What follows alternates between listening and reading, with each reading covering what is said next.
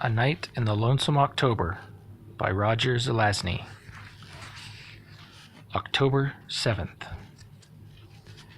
We were out again last night in pursuit of more ingredients for the great work. It was very foggy, and there were many patrolmen about. This did not stop us, but it made things more difficult. The master's blade flashed, the woman screamed, and there was a rending of garments. We passed the great detective in our flight, and I inadvertently tripped his companion, whose limp had lessened his ability to avoid onrushing canines.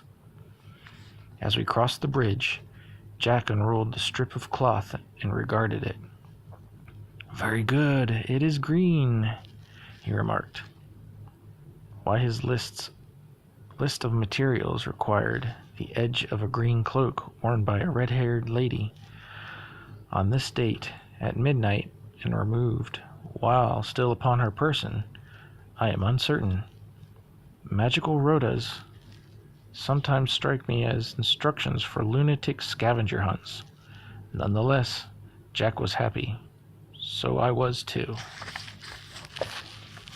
Much later, after an unsuccessful search for Nightwind, I returned home and was drowsing in the parlor when I heard a small scratching sound from the rear of the house. It did not come again, so I went into my stalking mode and investigated. The kitchen was empty. The pantry was bare. I circulated. At the entrance to the front hall, I caught the scent. I halted, watched, and listened. I became aware of a slight movement, low and to my right, ahead. It sat before the mirror, watching the slitherers. I suspended breathing and edged forward. When I was near enough to catch it with a short lunge, I said, "I trust you are finding your last moments amusing." It leapt, and I was upon it, catching it at the base of the neck. A large black rat. "Wait, I can explain," it said. "Snuff, your Snuff. I came to see you." I waited, neither tightening nor loosening my hold. A toss of my head would snap its spine. "Needle told me of you," it went on. "Cheater told me where to find you." I couldn't say anything, my mouth being occupied, so I continued to wait. "Cheater said you seemed reasonable, and I wanted to talk. Nobody was around outside, so I let myself in through the little door in the back. Could you put me down, please?" I carried the rat to a corner, deposited him there, seating myself directly before him.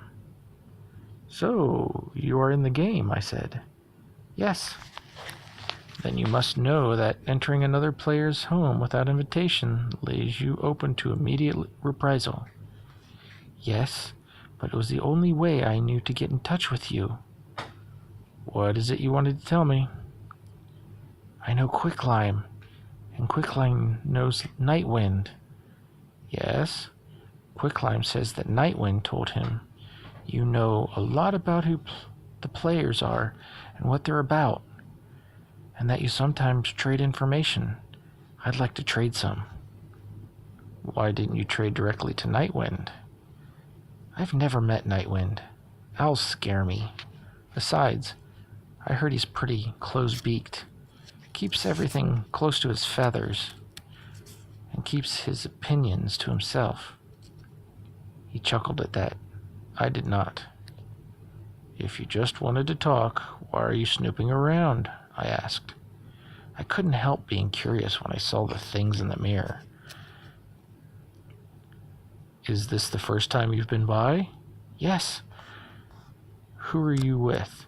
"The good doctor. I have a friend named Greymalk who happens to be a cat. She comes around here a lot.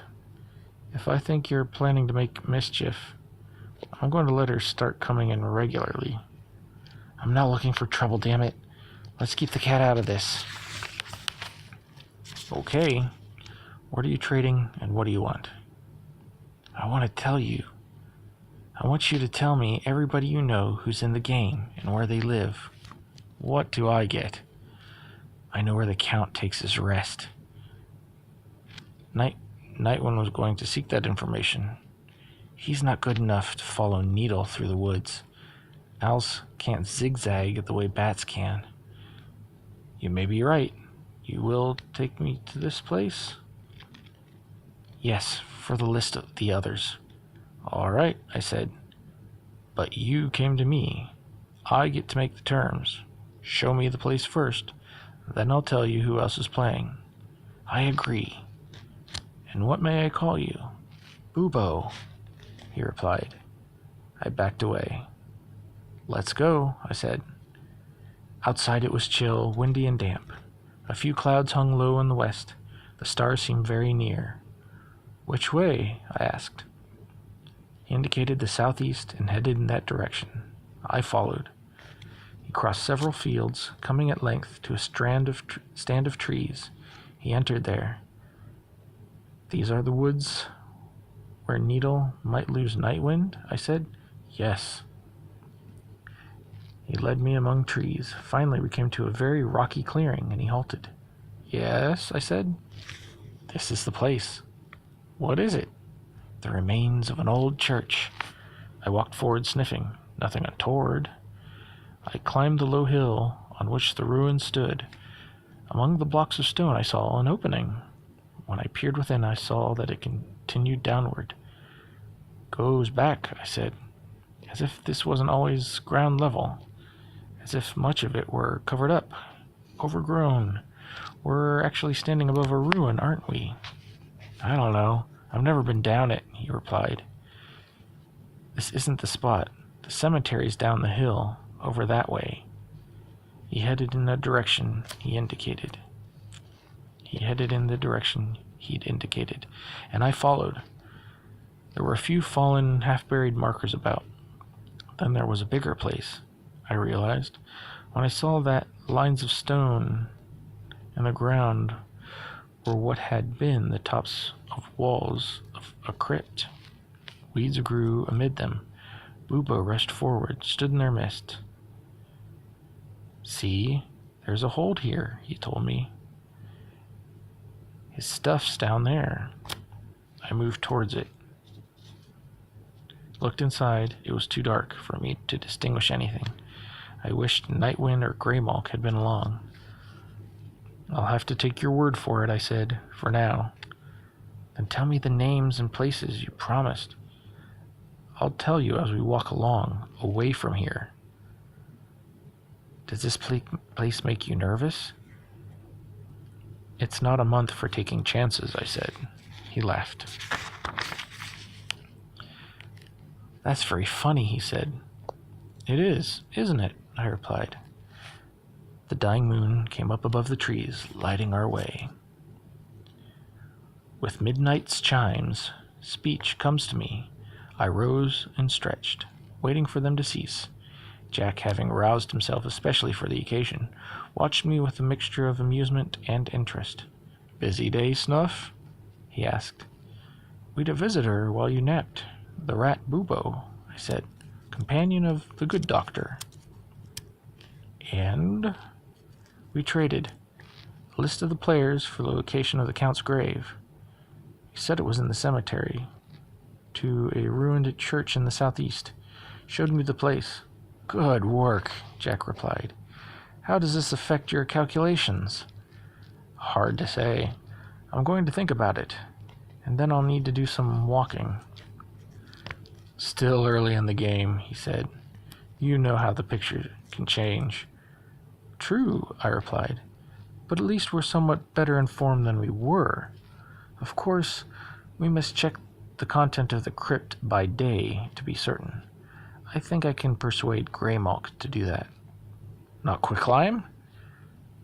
I trust the cat more. I'd rather share information with her if it must be shared. You know her persuasion, then? I shook my head. No, I'm just going by my feelings. Has she spoken of her mistress, Jill? Not in any detail. I believe the lady is younger than she causes herself to appear. That may be. I just don't know. I haven't met her. I have. Let me know if the cat talks party politics. I will, but she won't. Not unless I do. And I'm not about to. You're the best judge of the situation. Yes, neither of us has anything to gain by volunteering information at this time. But we might stand to lose something in the way of cooperation. Unless you've some overriding need for the information that I don't know about.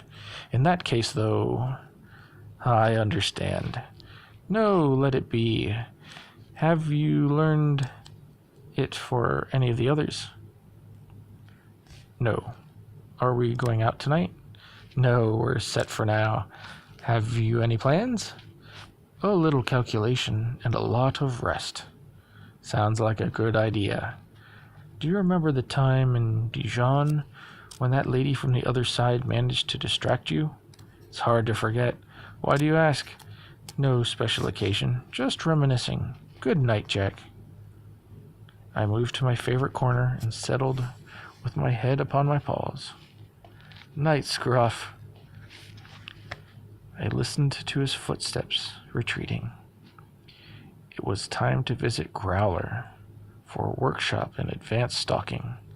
Soon, the world went away. A Night in the Lonesome October by Roger Zelazny, October 7th.